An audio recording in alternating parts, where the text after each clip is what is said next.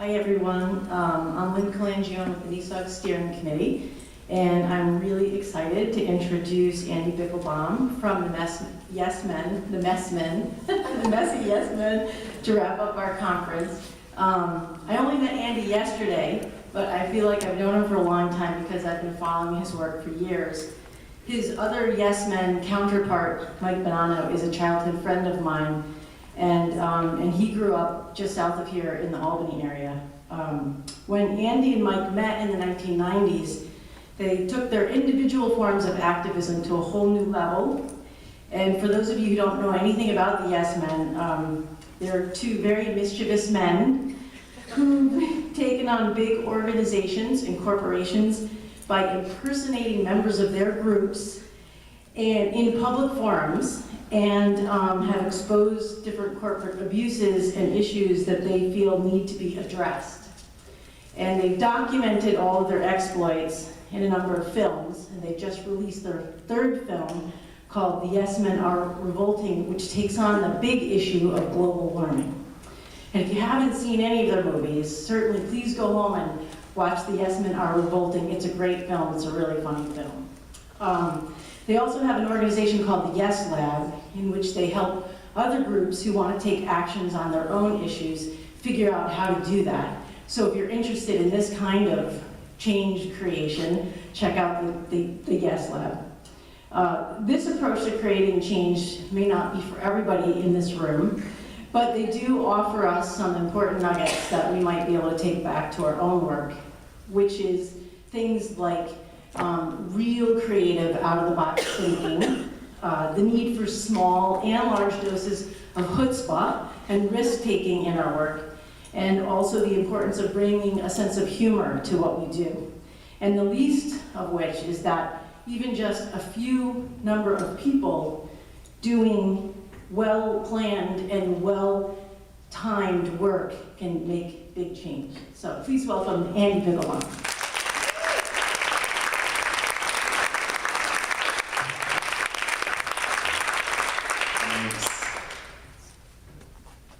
Indeed, the aptly named Yes Men who don't have their computer hooked up. Thanks so much for bringing me here to Lynn and all of NESAWG and for everything you do. It's really, it just feels really vital, and I forgot the sound. Oh, can I have the lights again? Is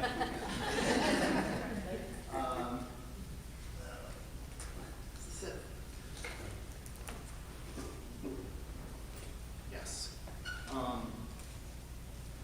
It just feels really vital and visceral, and for a long time really been interested in food, and I think thinking about this the last couple days I've put my finger on what it is. It's obviously, you know, something you've all talked about, or I've heard a few times. It's just really visceral and vital, and we all eat it and need it and always have, and it's just such a great entry point for any issue. I think it's like, you know, obviously climate change, it's one of the main things that causes climate change, the way we make food. Social justice obviously is deeply involved. It's with environmental racism, money in politics. There's a big civil disobedience action in Washington on December 15th, and food and money in politics are obviously very tightly intertwined as issues. So, and it's just a really great way to get at these issues, I think, because it's so visceral. It's like food and death and a couple other things are that visceral. Speaking of death, I thought I'd talk about ACT UP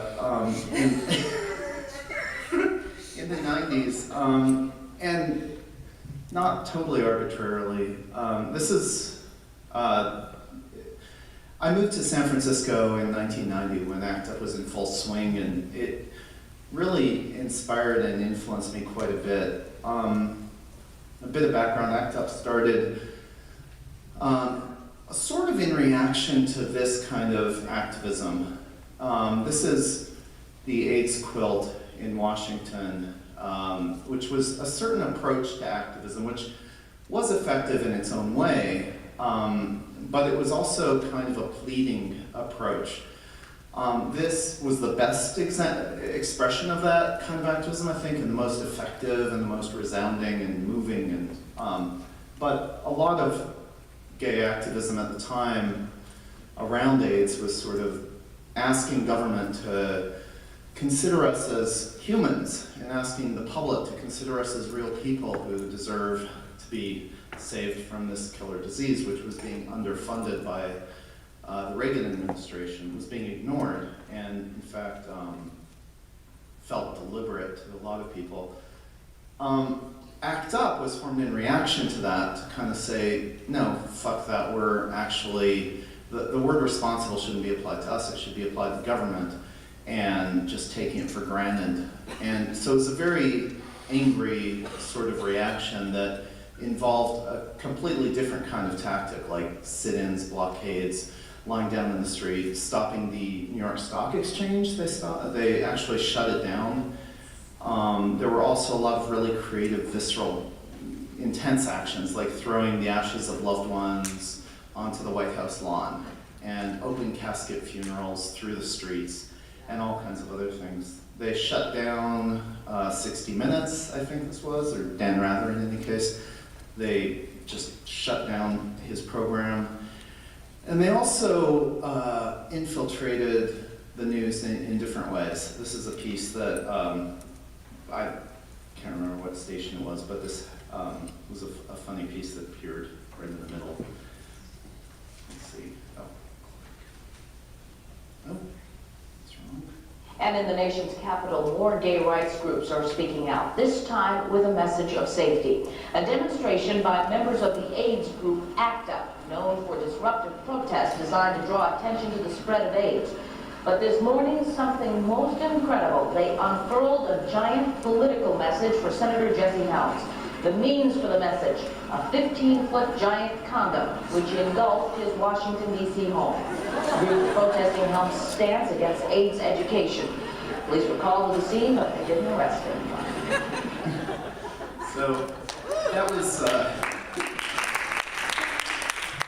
relatively simple. I mean, not that simple to, come up with a house-sized condom, but compared to, organizing a humongous protest, it was pretty easy, and it got quite a bit of attention, as many of their tactics did. And I think that kind of idea of activism got into me.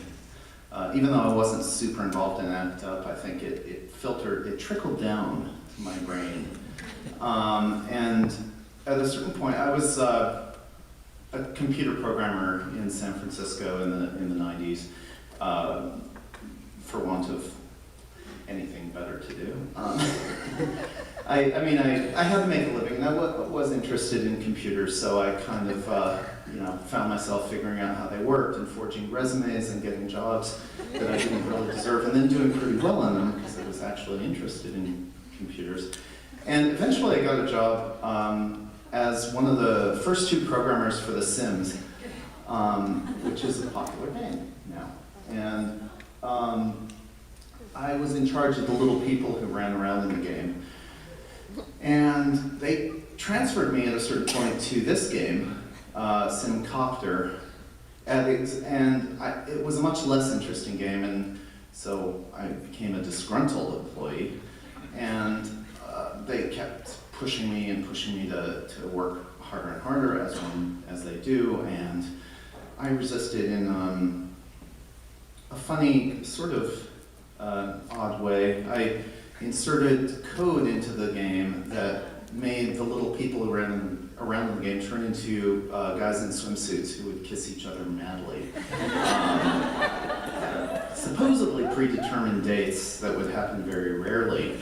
But they happened a little more often than I expected. And as I was telling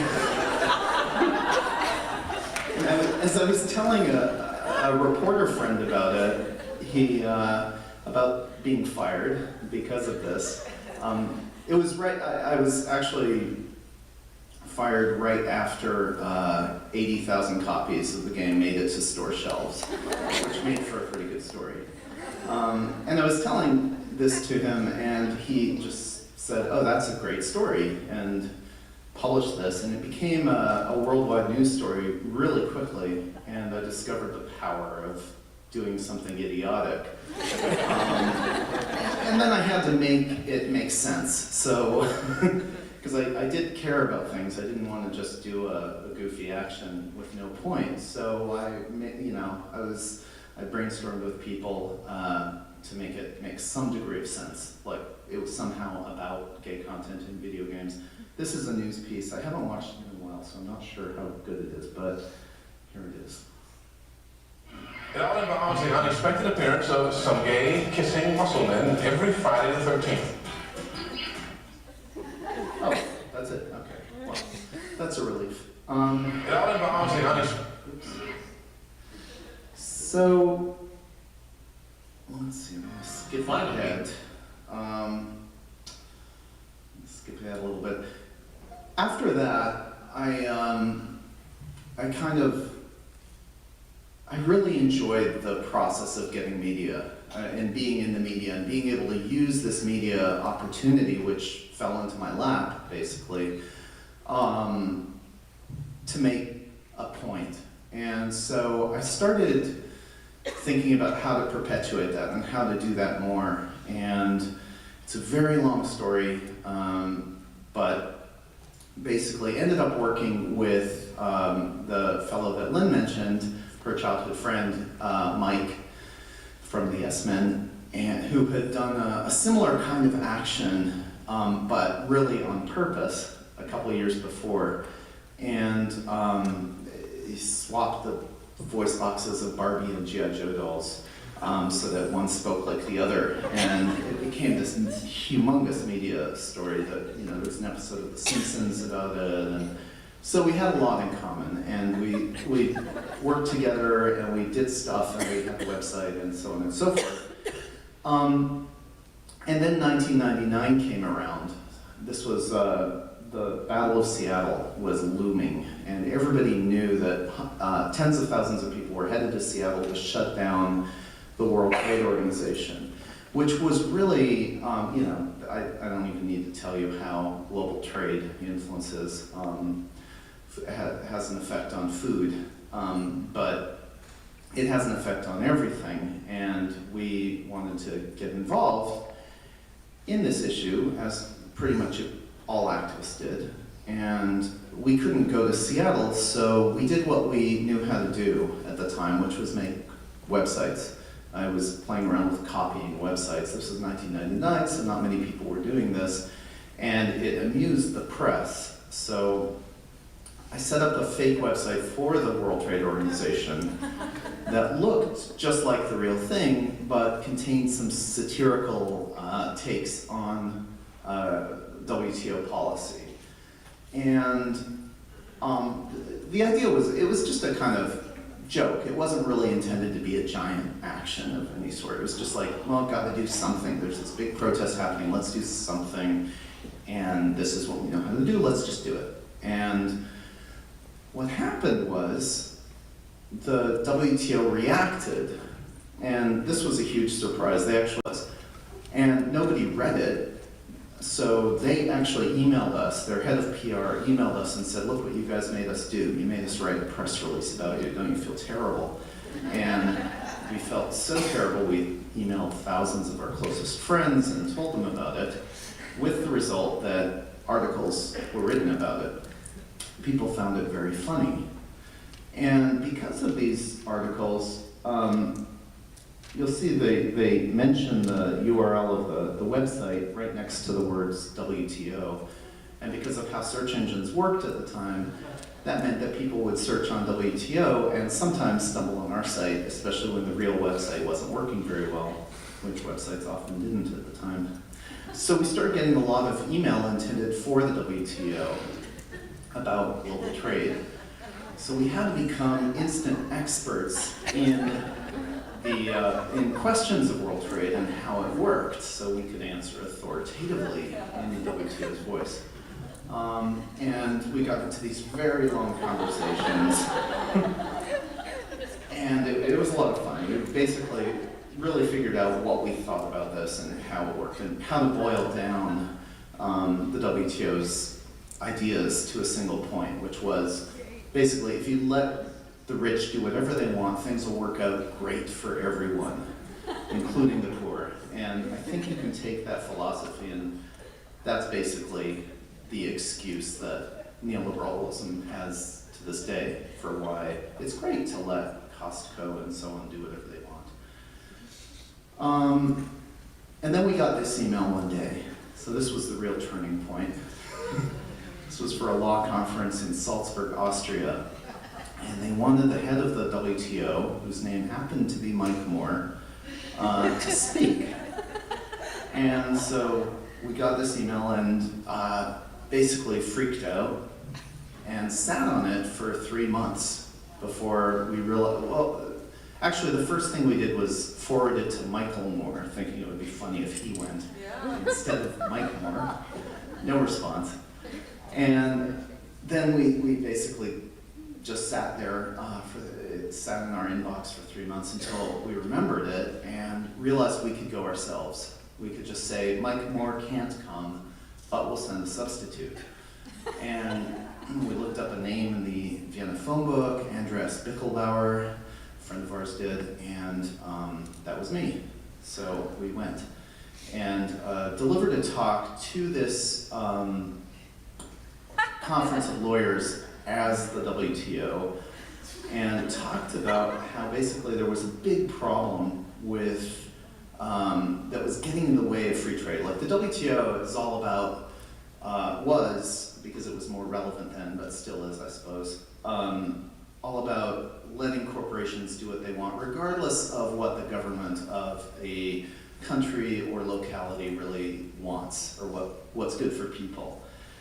So we said, yep, there's one enormous problem that stands in the way of free trade and progress, and that's a thing called democracy. And we have to streamline it. We have to apply the market to democracy. And we're going to do that by reforming the way people get their information about who to vote for. We're going to allow corporations, instead of financing campaigns at huge expense through this elaborate chain with lots of employees and money, we're going to instead let corporations just buy votes directly from citizens via a website, and it will end up being much, much cheaper and more efficient. We presented the website and so on and so forth. And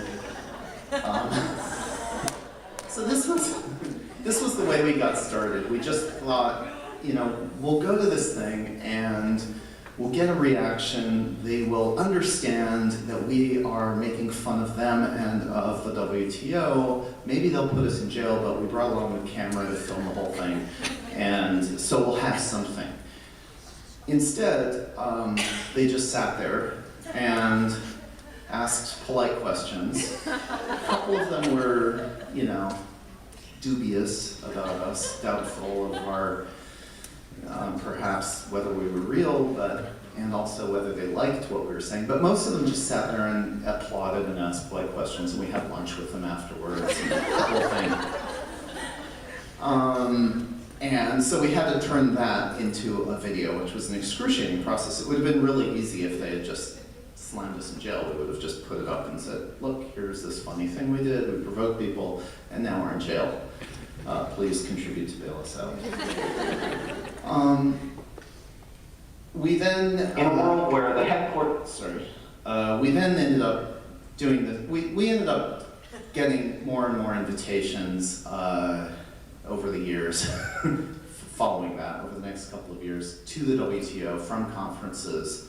And we, I usually show this one clip. I'm going to show a clip I haven't actually watched in a few years, because it is about food. And the WTO's solution to starvation in the developing world, in the third world. And most of these invitations were to conferences of like industry conferences. There was an invitation to a textiles industry conference in Finland. There was an invitation to an accounting conference in Australia. this is actually a professor at a university, SUNY Plattsburgh, not far from here, who invited us knowing who we were in order to play a trick on the students. So a very different kind of experience, and you'll see the reaction of the audience is very different. This is one of 5 actions, I think it's 5, in our first movie, The Yes Men, and it's the only one in which the audience reacts in an appropriate way. So I'll just show this. I think it's an 8-minute clip. I hope it's good. Do we have the hamburgers yet? We have to pick them up. You mentioned... They're ordered. Yeah, Richard ordered them already. Fantastic. Basically, there's this guy named Richard Robbins who I met at a conference about a month ago, and he has written several books on sort of globalization. He was interested in having the WTO come speak at the economics department, and only he really knows that this isn't really the WTO. Everybody else will think that it's the WTO. But another good thing is that it will be a hungry audience, so there's a good chance they are going to eat those hamburgers, which we weren't sure was actually going to happen with the accountants in Australia. You know, I think for look, I should probably carry these in. Okay. Can you do it? Yeah, I'm thinking that you probably shouldn't be associated with the hamburgers. Okay. I'd like to thank everybody for coming. You have many education choices, and we're all grateful at the WTO that you have chosen to listen to us for an hour and to our messages about things that will impact everyone. I'd like to say that by joining us here, you're essentially embarking with us on a mission. I'd like to start right at the beginning. As I was saying, trade liberalization is a project of faith. It's a crusade. And in any crusade, there are problems. There are invading armies, there are big blockades. And one of the problems that we run into in this crusade is starvation in the third world. You may recognize that symbol from those green bins you see, where cans, bottles, blah, blah. The kind of recycling I'm talking about that we have developed at the WTO is not really this irrelevant kind of recycling where the target individual consumers like you and me or of non-edible industrial products is such a tiny part of the problem. Rather, we're talking about really recycling what counts, where it counts. To begin to understand the theory behind this, you must first realize that the human body is not really very efficient. When ingesting heavy foods, only about 20% of the nutrients are absorbed by the alimentary passageway, while the other 80% finds itself expelled in post-consumer byproducts. Already 20 years ago, NASA scientists began to tap into this nutritional gold mine by developing filters that could transform their astronauts' waste into healthy, hygienic, and even delicious food once again. With the use of this technology, a single hamburger, for example, can be eaten more than 10 times, providing a cumulative total of 3 times the nutritional value of the original fresh hamburger. Now again, this is required as we investigate solutions. And I'd love to take any questions. Yes, you can. Coming from a third world country, I found most of what you said pretty offensive. It's as if everyone is equal, but some are more equal than others. And who is to say whether people in the third world want a burger? I in my heart sometimes find it to agree that cultures deserve an equal consideration, perhaps to develop on their own terms, but we're different. We're culturally different. We're rich, they're poor. This is the most humane solution we can come up with that stays within the market logic. If it's all right, I could answer a portion of that question as well. And this answers the question about desire for the product, because the biggest growth areas are the developing world. And so, in fact, people do want the product. We do have a kind of video presentation about this that I came prepared to show. It's not, the program isn't actually completely ready yet. So, as you can see here, there's a consumer in the first world entering McDonald's and consuming a hamburger. And afterward, this is a process we're all familiar with. I don't need to explain it to anyone. But You see, it's rendered out in this style because studies have shown that consumers are most responsive to 3D animation right now, particularly in developing cultures. So as you can see, it goes through a piping system, and this isn't unusual. We do this for oil. We could do this for food as well. And as you can see, it goes back up through the plumbing and emerges in McDonald's. Now, the part of this video that isn't completed yet is the filtering process. There will be a very well-rendered filtering.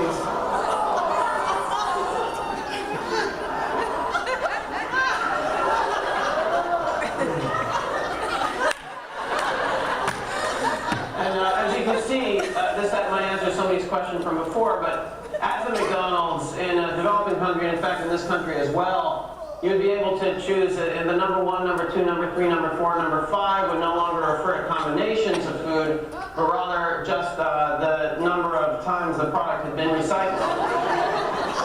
We're lucky to be able to partner with the World Trade Organization, which has slightly different goals. Of course, McDonald's goals are to profit and grow, and we hope that we can provide a nutritious and tasty product in the process. Our goals are to help McDonald's profit and grow and all other corporations. I think you guys, like the WTO is kind of lacking kind of like a human element, like if you saw, have you ever seen starving people? In pictures, yes.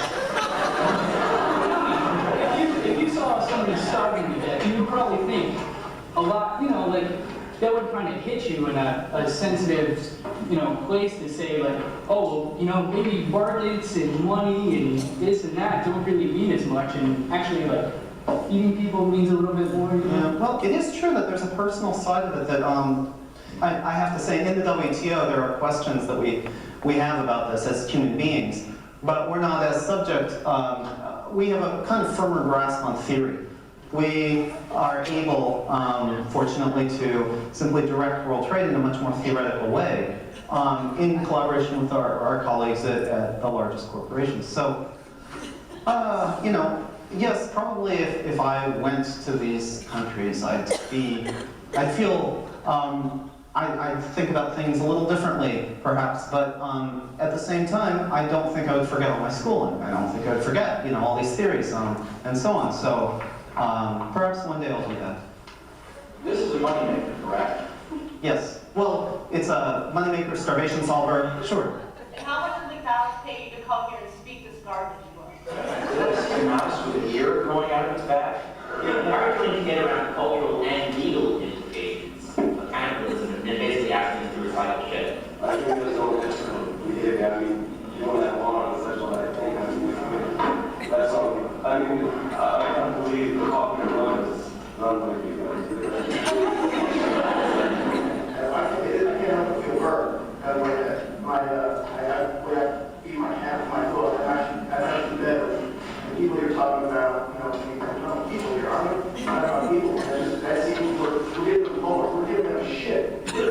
The reality is that we already treat people in the third world far worse than we treat our domestic animals. It's not saying it's right. It's just saying that's the reality.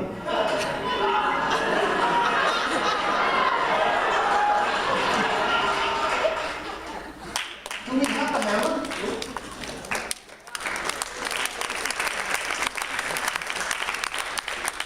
Thanks. Yeah, those students, wow. It's funny, they actually think about what they're seeing, and it's the only time we got a reaction for doing that kind of thing.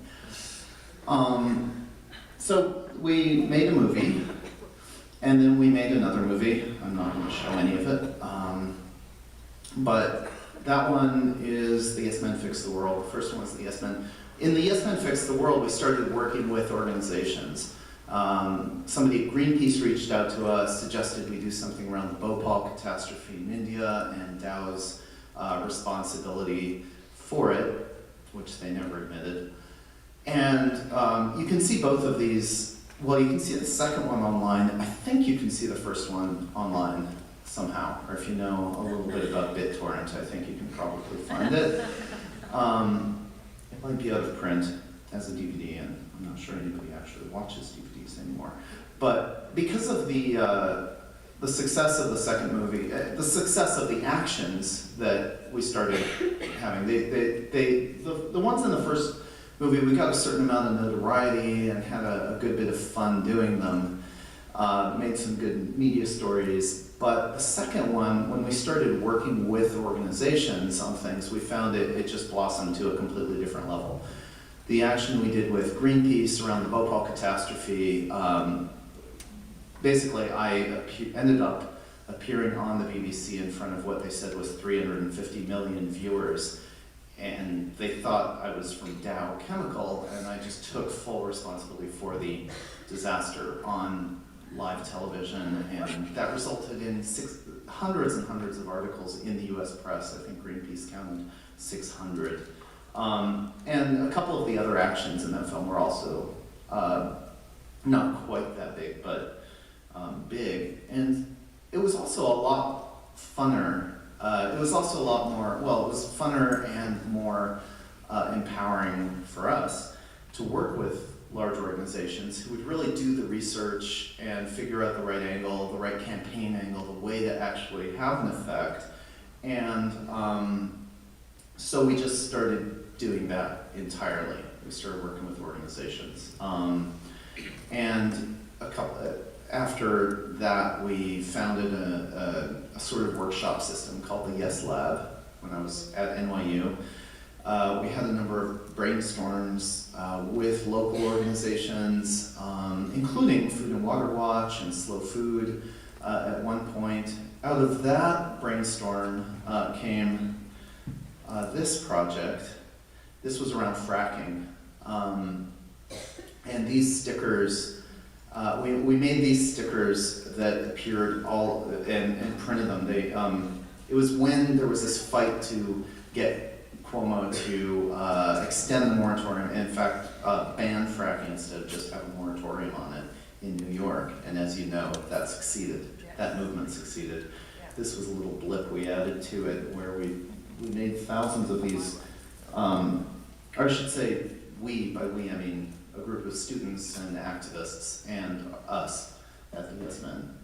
We made these stickers that basically announced that the water next to the sticker was safe to drink, and it had the Department of Environmental Protection logo on it, which of course is the most alarming thing you can put next to water. Why would anybody tell you it's safe to drink? If the government is telling you it's safe to drink, there must be something wrong. And then it explains why we think it's probably safe to drink, but if it isn't, then if you have doubts, then just light a match, and if it catches fire, maybe that's from fracking. And then underneath it, it says all the things that you might watch for if there's fracking. So it's kind of alarming people about a future scenario which could happen, fracking. And we included this instruction sheet, and they just started appearing all over Lower Manhattan. And through that, they actually appeared in the Wall Street Journal. This is the front page of the New York section, and just describes the sticker. Simple action that just depended on making something mischievous that people would enjoy spreading around, and it had a little effect. It got in the media. It was part of a giant movement that succeeded, and that's basically how we've been working.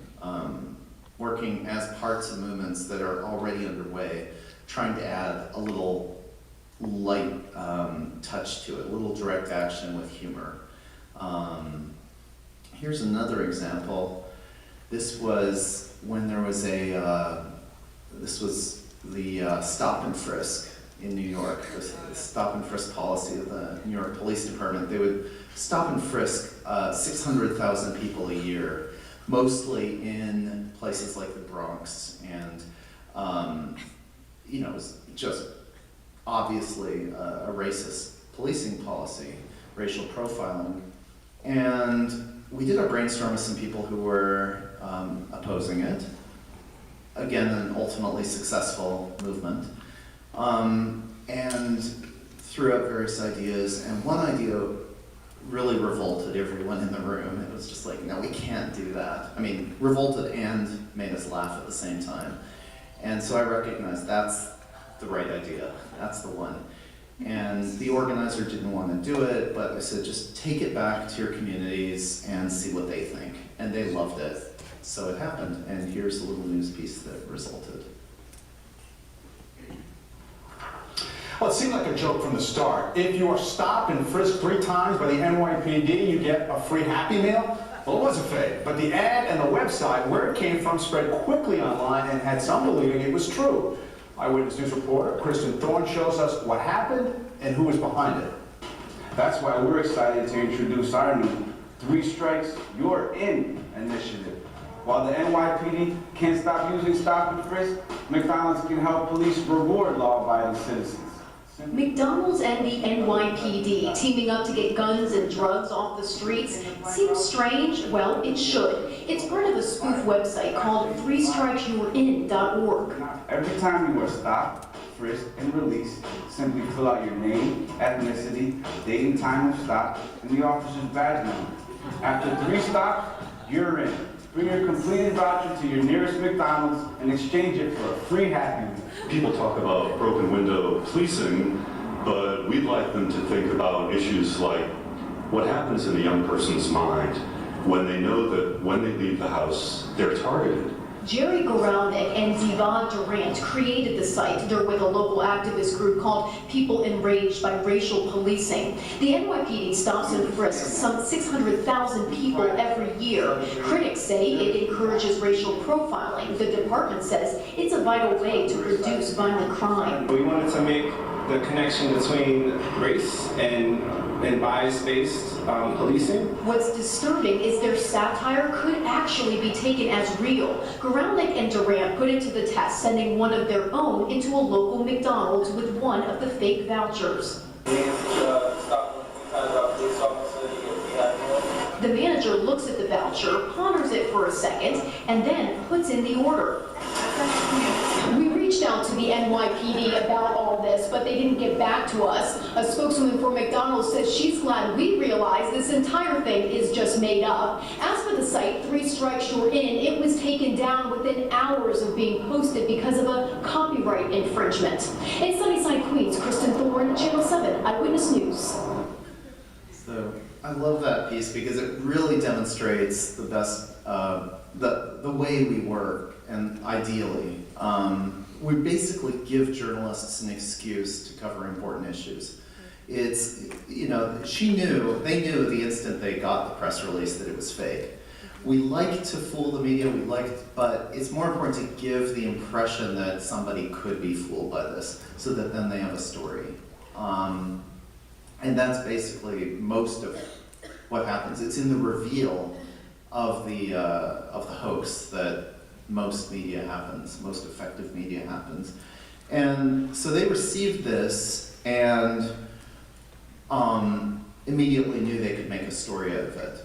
They just needed to interview the activists, and you see that. There was the video that was already there was the voucher, there was the website, so they had a lot of imagery. And they also had the idea of putting the activists up to going into a McDonald's with the vouchers and see what happens. So that was actually, it was a real collaboration with the news team to make this. And ultimately, you know, sometimes it's not that explicit, but it basically is. And this isn't our invention, of course. There's a humongous industry called public relations that basically does this. They package advertising as news and send it to local affiliates. And those are called video news releases. They're like press releases, but in video.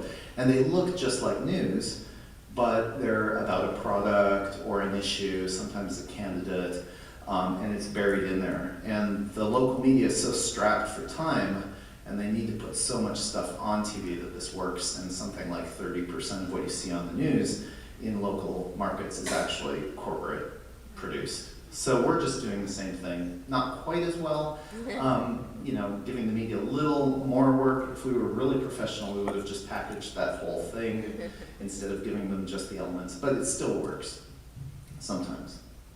So I know I'm here basically to give you ideas, or to spark ideas, or inspire different kinds of action than maybe you're used to doing, or give you tips. So I'm just gonna give you a couple of resources. One is Beautiful Trouble, that is a list of all kinds of examples of actions and tactics that have been used, and principles that various people have come up with for how activism can work, this kind of activism, creative activism theories. It's a really fun, readable book that is also available entirely online. So that's one resource you can use if you're interested in getting more acquainted with this. One of the main ways that we come up with ideas in workshops and when we need an idea is just thinking of things that people have done, other things that people have done. So here's a website with thousands of examples that you can sort. Seems to not be there at the moment, but usually you can sort it by various issues. So there's a whole food section, dozens of ideas there, and just browse around and read up, and you'll see there's a lot that you can just rip off. There's nothing wrong with that. It's not art. So we often do that. And finally, we have a cookbook on the Action Switchboard, which is our platform for connecting people with ideas for these kinds of actions. And we basically, we give away all our secrets, as many as we can think of anyways. How to crash conferences, how to make a press conference, how to make a website, how to write funny, and so on and so forth. So that's another resource. And I thought I'd just open it up to questions, and there's more videos I can show, there's more I can talk about, but I'd like to know if there's anybody with any specific ideas for what you'd like me to address. That's great.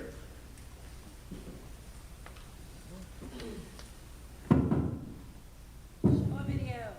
Yeah, you can just shout it out. Or you can come up and use the microphone. Yeah. Can you talk about what sorts of legal challenges you have or haven't surprisingly faced when impersonating people? Could the questioner stand, please? I'll repeat the question. I can repeat it. It's always the first question that we get asked, or about 60% of the time at least. What are the legal challenges we face?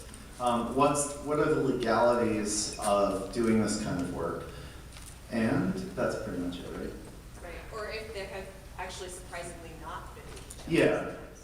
Yeah. So when we started doing it, when we first went to that conference in Austria, and even when we set up the fake website, and at various times over the years, we've asked lawyers what the risks are. And we've gotten different answers depending on which lawyers we ask. Some say, oh, you really shouldn't do this, we don't know, but it's probably really not okay.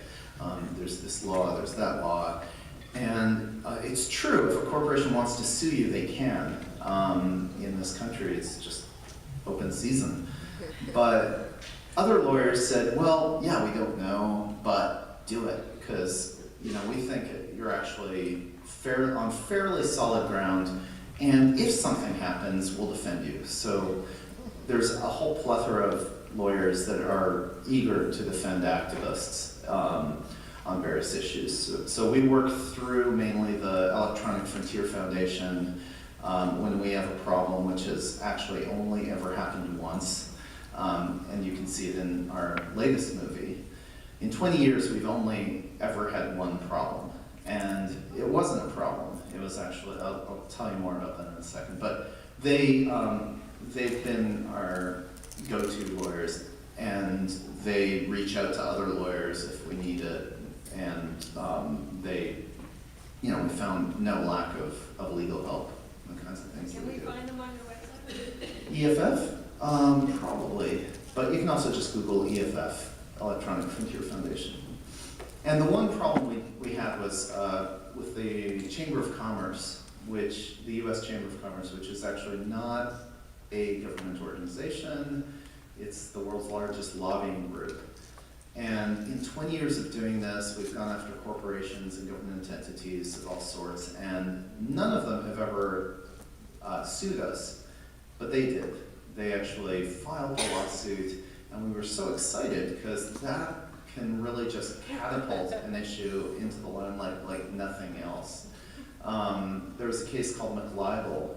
There's a movie called McLibel about a case where some activists pamphleted outside a McDonald's in London, calling attention to the food and the various other aspects of McDonald's practices, the food itself as well as their corporate practices. And McDonald's sued them, and about 10 years later, the activists won after a whole series of trials and appeals and more trials, such as in Europe, in the European courts.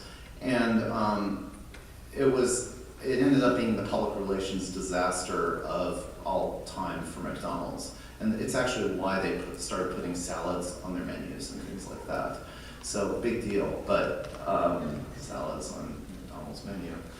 But it did, that was a lesson, I think, to a lot of corporations not to mess with activists. Really, in the court of public opinion, you win, as well as in court, if you have the right kind of defenses, and if you don't just cave. So, yeah.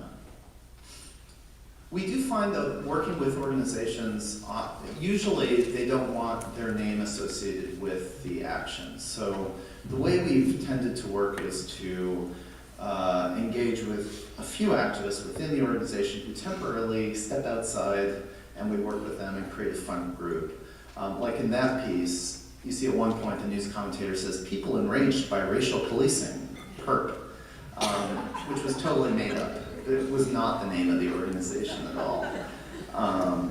We've rarely found organizations that want to be associated with them, because they're worried about the legal ramifications, which are none, but they're vulnerable in a way that we aren't. Like, nobody's gonna sue us because it's too ridiculous, except the Chamber of Commerce.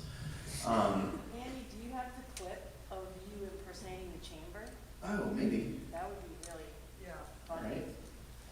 Let's see if I can find that.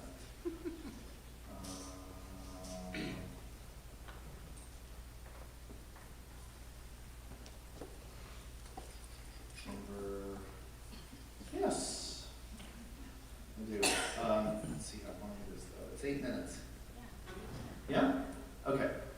I don't think this tells the story of the lawsuit, but I'll finish with that. Yeah. I'm talking about global warming.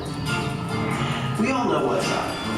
Our carbon emissions are making the planet get hotter, and the weather is going bonkers. That's scary enough. But if we keep doing what we're doing, scientists tell us that our whole climate system will likely spiral out of control. Food systems will collapse, and civilization will crumble. That's crazy. But what's truly insane is we could fix it. Within our lifetime, we could replace all fossil fuels with renewable energy. So why aren't we doing this? Because the fossil fuel guys have hijacked our political system. They spend millions every year to convince us that there's no alternative to oil and coal. There isn't even one study that can be produced that shows that carbon dioxide is a harmful gas. The notion that CO2 caused global warming is probably the greatest hoax ever perpetrated on the American people. These guys got elected with help from the US Chamber of Commerce, which sounds like a government agency, but it's actually the largest lobbying organization in the world. The Chamber is heavily funded by big oil and spends huge amounts fighting on their behalf. I'm all for green jobs, but we still need 20 million barrels of oil every day in this country, and a lot of natural gas, and a lot of coal. Now the Chamber chamber was trying to block an exciting new climate bill that Obama was supporting. What could we do to stop them?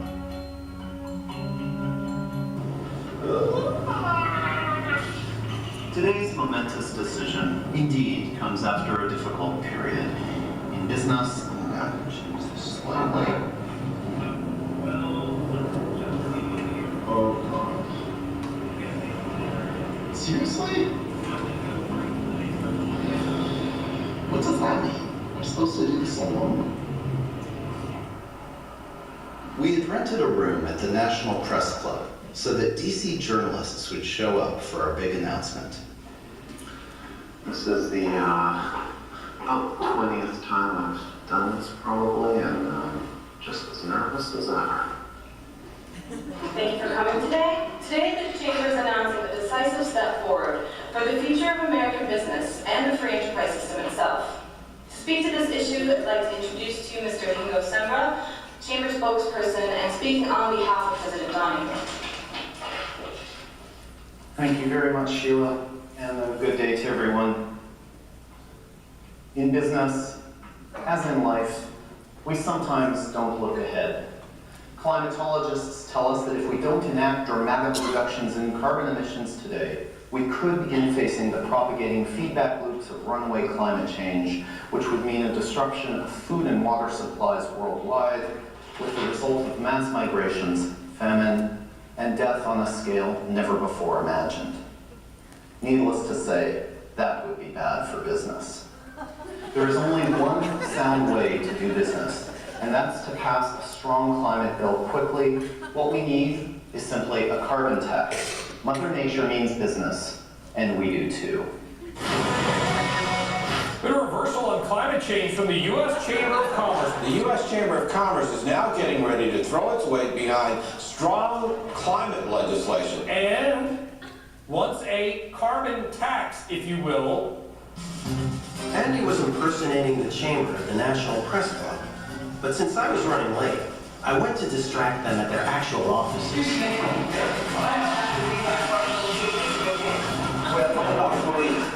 They're calling for a squad car now for some reason. They got this big clothes thing on. Is Eric coming down? So we got an appointment with Eric? With who? Eric Wolfschlag. Did we get call him and get him down here? That would be good. Just go inside. Come on.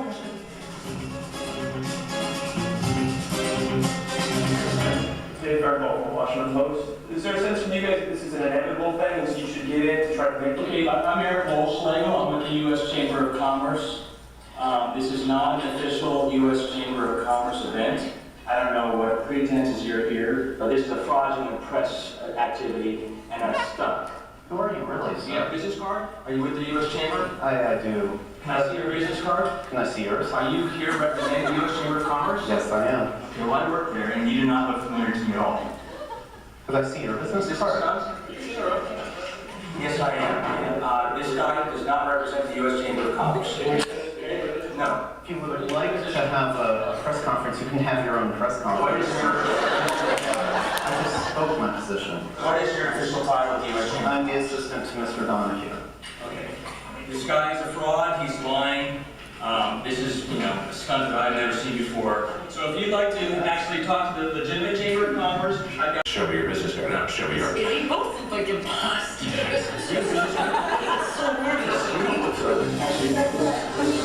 I'm sorry, we rented this room? Yes. You're gonna have to find us? Fraudulently. It's fraud. It's illegal. Sir. All right, so the U.S. Chamber is denying that. All right, so maybe not. The U.S. Chamber of Commerce says it was victimized. Victims of a hoax by environmental activists. Apparently it was a hoax. Either there is a group or some people or a person. Is there any involvement of the White House whatsoever? And I believe it's illegal. Yes. To misrepresent an organization, an institution, for the purposes of trying to advance climate change legislation. It seems very disingenuous and very extreme. Good to yes. What was the point that you were trying to make? without a strong climate bill, the US will be behind the rest of the world, will be the laughingstock of the world, and will be dooming the planet. Does it get to the point where you almost need to do something like this to get the attention for something you think is legitimate, otherwise the story won't be told? No, I don't think it's the only way to do it. When thousands vote with their feet and put pressure on government.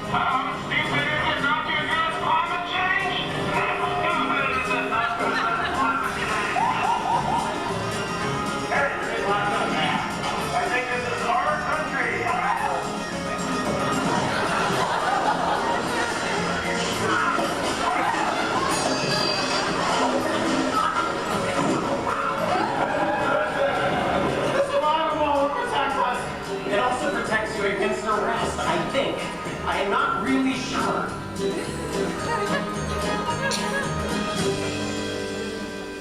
Just today, the Chamber of Commerce changed positions, not courtesy of the yes men with us in Washington a few weeks ago, but they're now saying, surprisingly to me, and I'm glad about it, that they want to solve the climate crisis. They want to get legislation.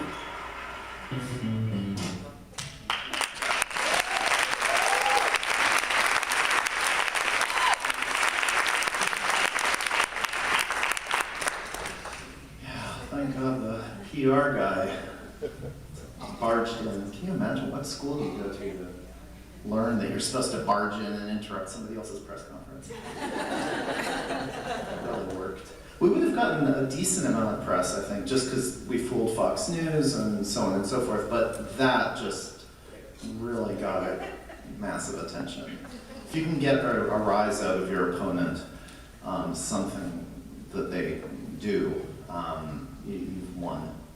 And that, we were excited for real. I mean, we were a little worried, but we were also excited when they sued us after this. They, it was a real lawsuit. It could have meant trouble, but we also recognized this as a huge opportunity. And the EFF was thrilled, and they brought on this giant Texas law firm. Then 4 years later, they dropped it. The chamber just dropped it when it was about to head to trial. So that was a big disappointment. I mean, it could have gone either way, but if it won, then activists would have the right to do this afterwards without worrying about the law. It stands as a precedent. But we didn't get to do that. So in sum, don't worry about it. Just try to get a reaction, see what happens. Yeah.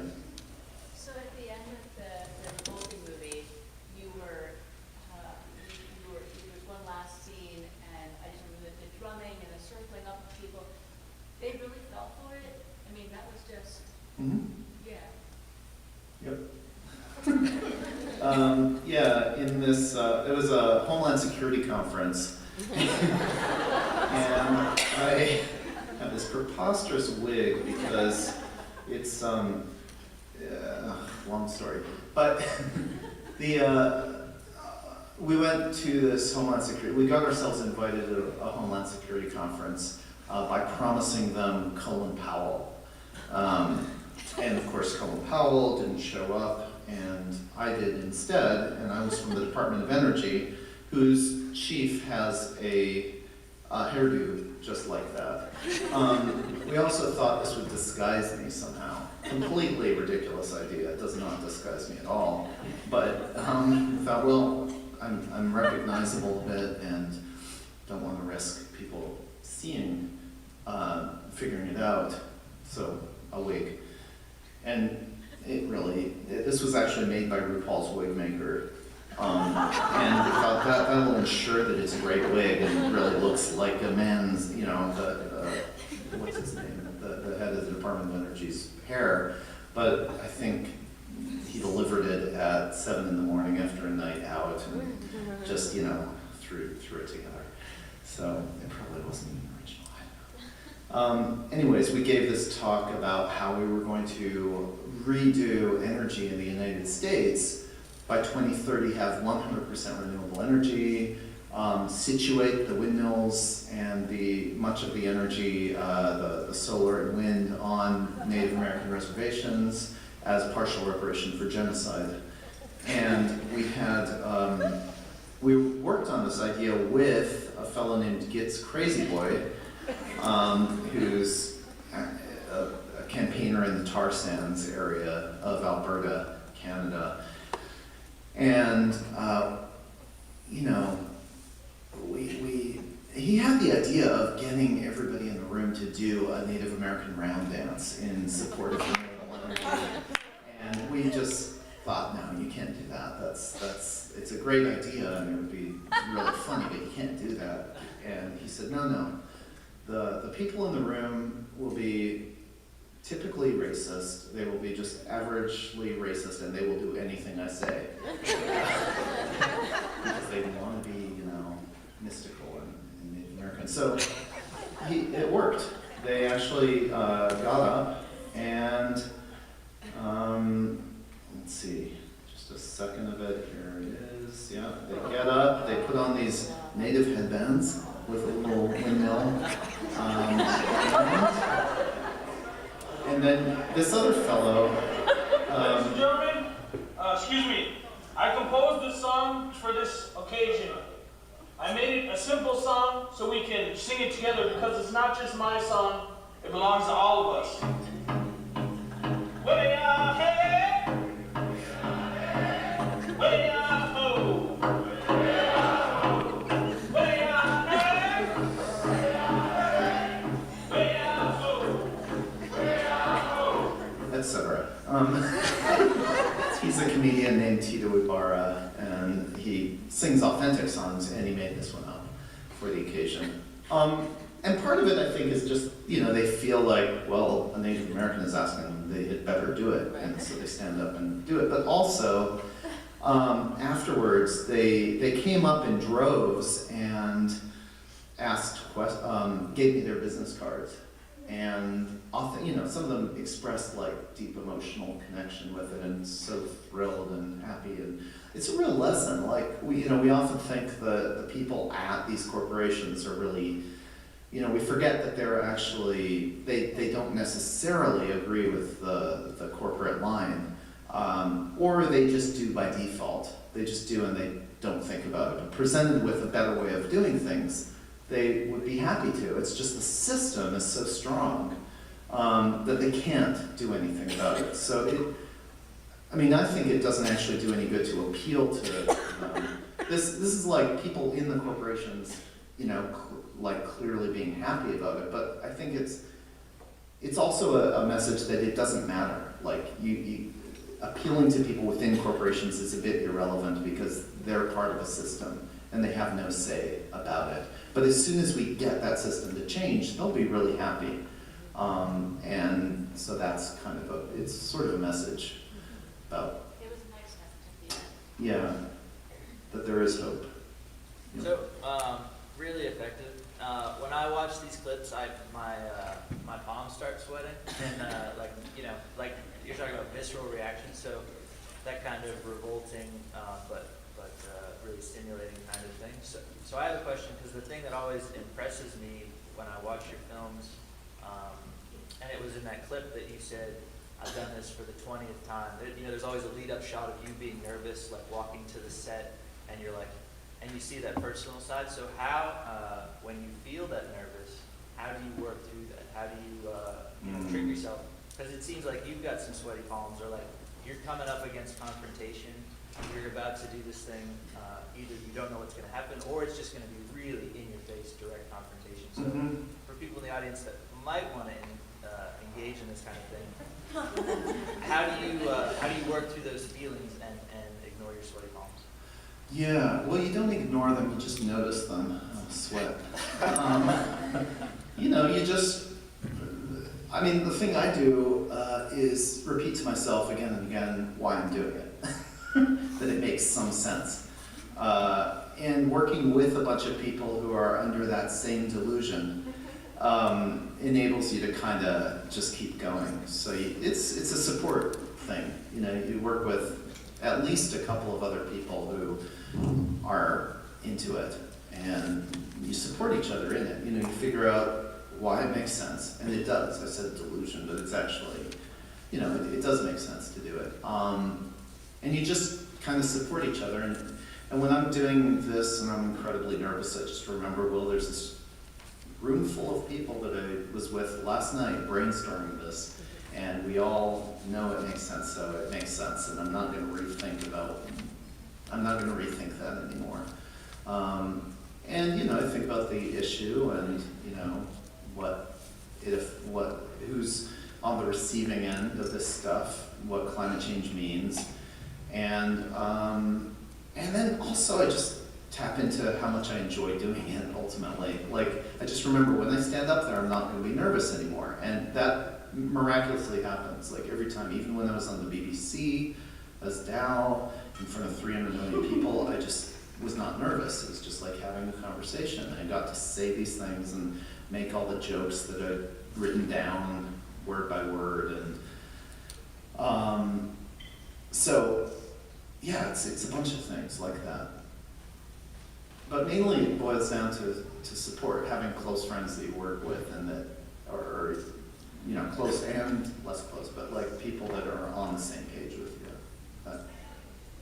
So, I have the mic now. When you have people who don't get it, and so you're like doing the conferences where people are like totally playing along, are you ever concerned that you're like feeding them ideas that they're gonna actually take? Or like, have there been any unexpected consequences of doing them when people were taking you seriously? No, it's, you know, we always reveal this within a few hours. I mean, we don't really, the people in the room are not really our audience, obviously. You know, we were happy that they got up and danced, and, you know, we love to think that maybe a couple of them thought about it afterwards, but I doubt it. And in any case, it doesn't matter because they're just part of this machine that isn't gonna, they won't, you know, the best thing they can do is probably leave the machine. This is really aimed at a much larger audience of people who see the movie and take action. We want, you know, ideally they take action, change the rules so that these corporations can't do the kinds of things that they do, and that, you know, smaller or groups or other forms of distribution happen and so on and so forth. So, no, I mean, yeah, I don't think so. I don't think there's ever been a case where somebody took one of these really bad ideas and moved. I mean, they've already thought of really horrible ideas many times over, and if it were profitable, they would do it. So what's generally like the biggest problem when you're planning these elaborate type of, I'm right here. Oh. Yeah. Like when you're planning these kind, I assume that when you're planning something like this, it'd be kind of elaborate because you have to go in front of a whole bunch of people who probably know who like legit people look like. What's normally like the first thing you encounter aside from risk of being sued and arrested? Like what's like generally the biggest problem you encounter? You know, once you have once you're there, there aren't problems. I mean, I'm not a great actor, and you know, sometimes I've kind of stumbled and even started to crack up, but then I just turn it into a pleasant smile of collusion with the audience. And the people who really do this, who go and give talks at conferences, aren't actors. They come in all shapes and sizes, and I mean, we just prepare ourselves as well as possible, put on decent suits, but we buy them for $20 at thrift stores. But you can find plenty of decent suits at thrift stores because nobody actually wants to wear them. And you know, we get a haircut, shave, and you know, in some, I don't know, I think that's pretty much what we can do. And if we're on the program and they think that we are who we say we are, I think that's the main hurdle. You can even show up at conferences looking kind of right and ding on a glass and make a speech. We've done that before without any preparation. And like once at a conservative luncheon in DC, free conservative lunch for hundreds of conservative think tanks and groups. I got up at the podium like this, dinged on the glass, and the because I looked kind of right, the people at the light booth turned on the monitors so that I was projected on the two monitors and sound, and I made this announcement. I think I nominated Ed Meese for president. You know, it wasn't a great announcement, but you can do that kind of thing. I think you just have to look kind of like everybody else there, roughly. I've got one question. I saw you in disguise, but how are you not recognized? I mean, this has been, you have a, it's not that distinctive. I mean, I didn't say it was nice, I just said it's not, you're not really weird looking. Thanks. You weren't either. How do people not recognize you from time to time? Because you get a lot of publicity with that face. From time to time they do, but not very often. At these conferences, like Homeland Security contractors aren't our usual audience for our movies, I think. But that said, we have been recognized at these conferences, like at an oil conference in Alberta. Somebody actually did recognize me and texted the conference organizers and said, this is a hoax, you're being fooled, and then instantly regretted it. We had cameras at each table, just like people pretending to be oil people at each table with the camera, and so we saw she regretted it, but it was too late. The organizer stood at the back of the room trying to figure out what to do as I was talking, and tried to get the security guards to go up and take me off, and they wouldn't. So finally he went up and grabbed Mike first, actually, and then me afterwards, and it was all filmed, so it ended up being great. We got through most of our talk, and the punchline we got to deliver, and then there was this drama.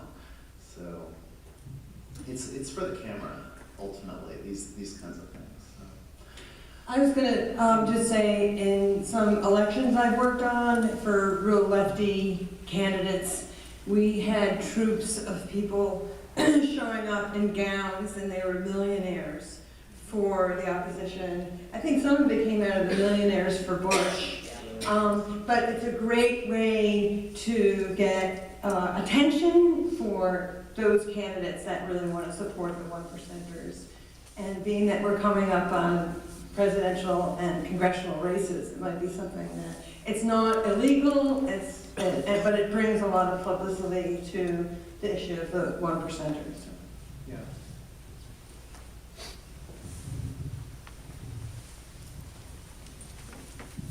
Hi. So the USDA is really important for agriculture, obviously, and all the work that we do. And they have programs now that are for small farmers, for sustainable agriculture. But most of what they do is still supporting, conventional ag.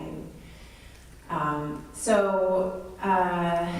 I guess I'm wondering if you have any ideas or suggestions for, and also thinking about what Shirley Sherrod was saying about, debt being, and access to credit being some of the, the main issues for farmers. Are there any ideas for how we could get the USDA, the parts of it that are still not, on board with small farms and sustainable ag, to get them to, raise awareness about what they're doing, or?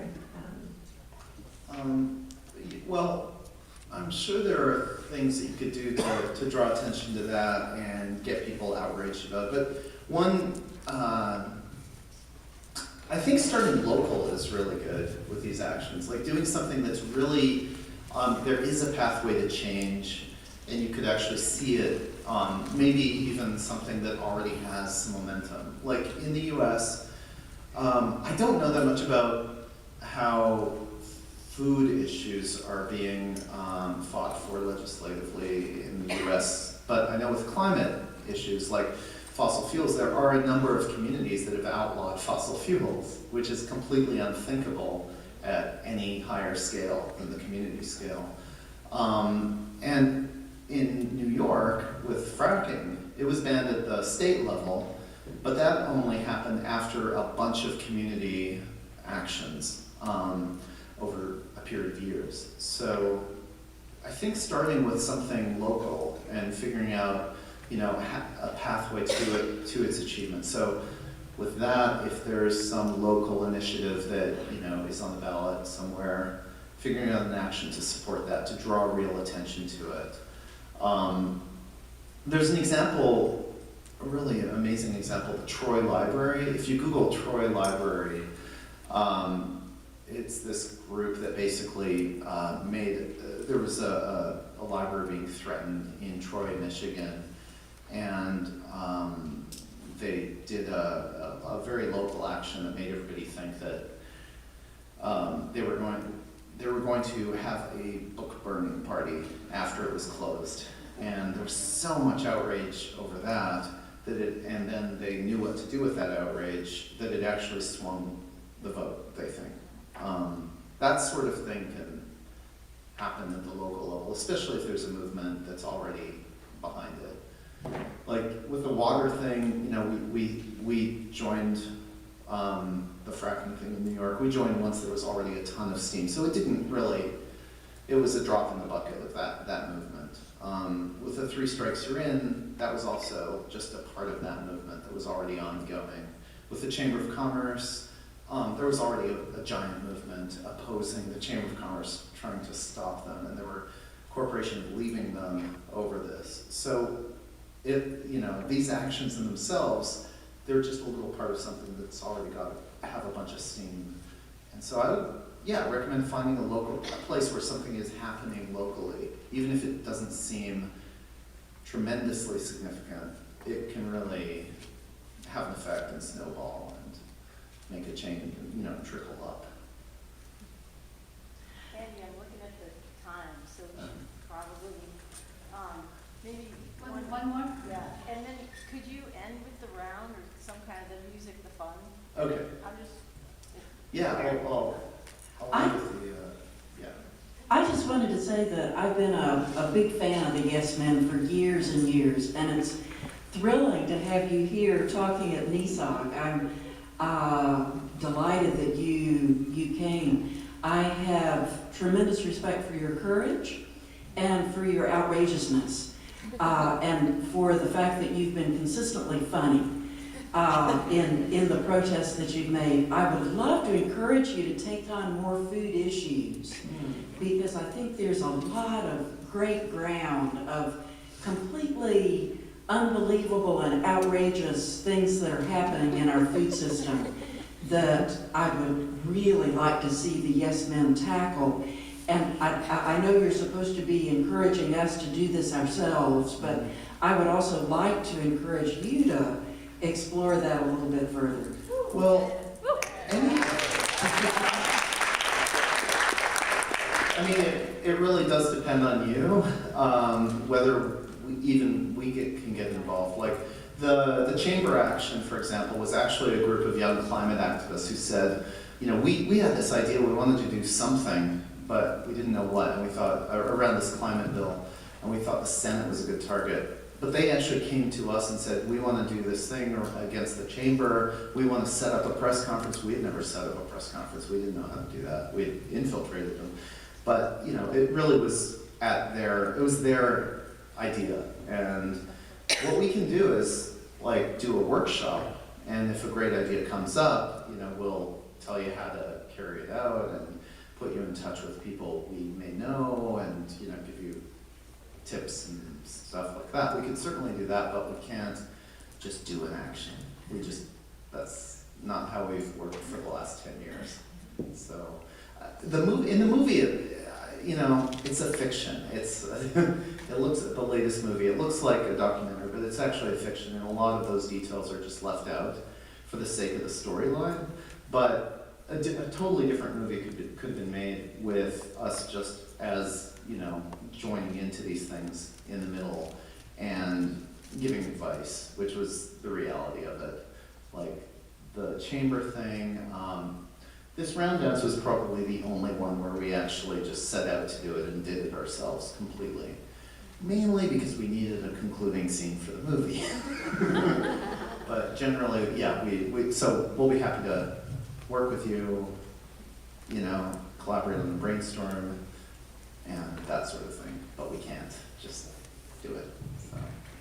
So yeah, this is the end of the round dance, and you'll see the reaction of the people in the room, which is pretty funny, and the little media attention that this piece got.